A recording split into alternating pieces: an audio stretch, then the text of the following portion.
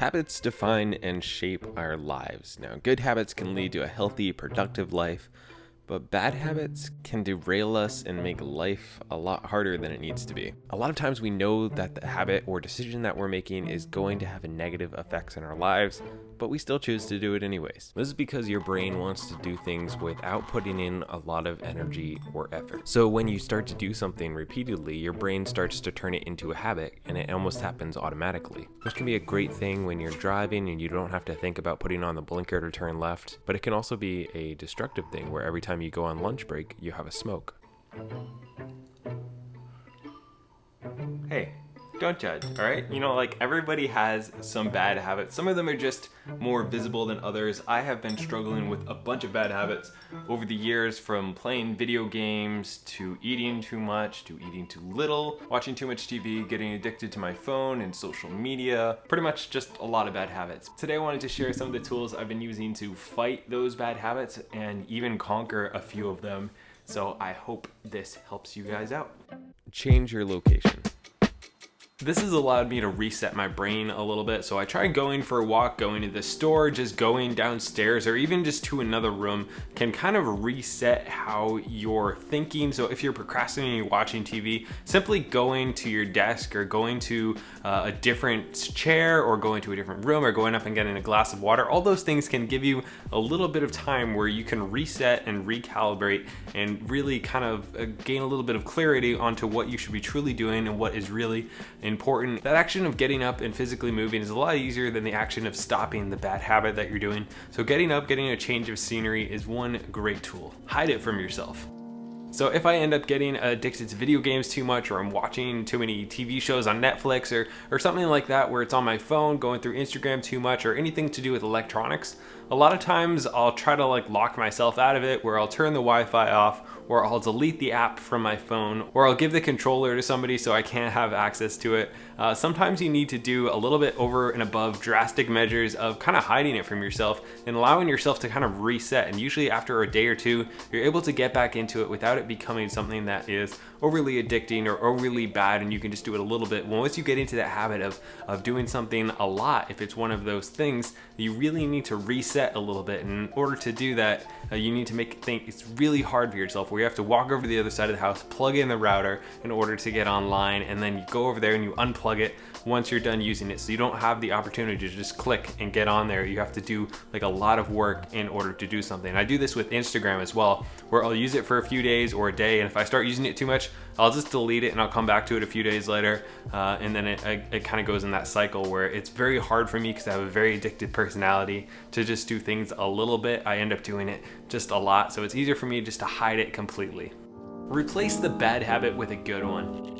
When you have sugar or play video games or these certain things, you get a little dopamine hit, and a lot of times those are on things that are not great for you. So when you just try to cut that out, your brain is missing that little hit of dopamine and it wants to get back to it. So it's very important to not only take out that bad habit, but you also have to replace it with something else that you can also kind of get excited about, get behind, and kind of almost change your obsession to something that is a good thing. So maybe instead of having, a donut every day, you have a smoothie every day that you also really enjoy, but it's actually good for you. Just finding a good habit that you can enjoy to replace that other habit, and not just trying to cut it out completely without finding something else to replace that time, to replace that obsession, it is very important. And it's also important to not overly dwell on the thing that you're trying not to do, because if you're constantly thinking, I'm not gonna smoke, I'm not gonna smoke, I'm not gonna smoke, well, you're always gonna have, your brain's always hearing smoke, smoke, smoke, smoke. It's always hearing that you're about to do that thing. It's always thinking about that. So it's very important to find other things to replace that space in your brain so that you don't have to think about it as much. To be fair, I've never smoked, but I definitely do that with other things. Set better and specific goals.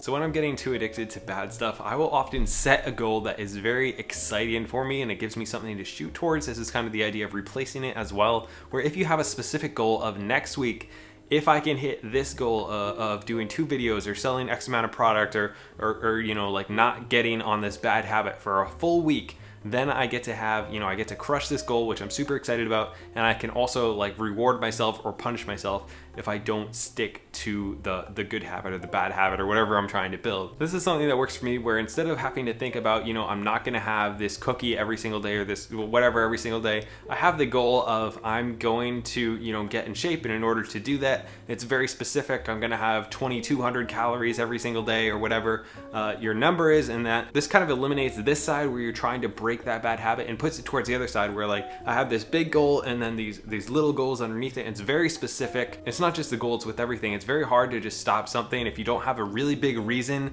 and like very specific means of getting to a goal as well. Those can really help a lot, is having like a huge important reason and remembering that, and then the goal leads to that reason. It's this whole thing that you follow where if things are very, very specific as to why and how you're gonna do things, it makes saying no a lot easier. Know your cues.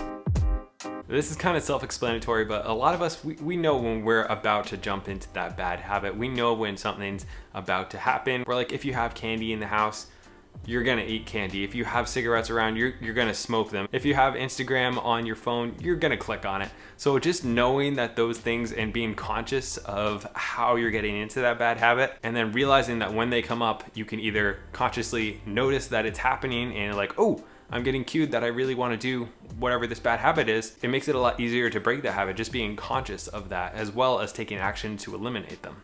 Lower your stress level. Most Americans are stressed right now. I'm one of them. I get stressed about everything. But realizing that and lowering it, like a lot of bad habits, is just trying to escape for a little bit and get that little shot of dopamine because we're stressed about stuff that we shouldn't be, and realizing and dealing with the main cause that is causing us to get in that bad habit. Like if we're stressed and the way to escape stress is to watch 4 hours of Netflix and just really zone out, and we don't have to think about everything that's going on. That's great, like there's nothing wrong with Netflix to a certain extent. That's just not a cure to our problem. Whereas taking 5 minutes or 10 minutes and meditating or reading a book or going outside, all those things can actually make a really big difference, but we don't think we have time because we're stressed and there's so much to do, but we have time to go into those bad habits and really just zone out and kind of hide from what's going on. So realize that most of your bad habits are probably actually cued, and like the main reason behind them is stress, and realizing that and dealing with that can be a complete game changer. Get some accountability. This is the action step. If you have something that you really want to break and you've been having trouble doing it yourself, ask a friend or throw it on social media, or even in the comment section of this video. Just put it out there in the real world, write it down that you want to break X habit and have somebody else hold you accountable, or even just writing it down somewhere or putting it, online can really help you break that habit when you think that there's other people out there watching you. And I will read through each of the comments, and I will reach out and answer every single comment if you do comment on this video, giving you some encouragement. And for myself, I'm going to limit my phone usage to under 1 hour a day, which is still a lot, but it's a lot less than 3 hours a day, because I've just been doing too much stuff on my phone, whether it's watching stuff or researching stuff. I shouldn't be on my phone that much. A lot of Instagram and social media, I don't even know why, it just kind of happens. So that's what I'm trying to break right now. What are you trying to break? Let me know in the comments. Smash like, subscribe, and I will see you next week, hopefully.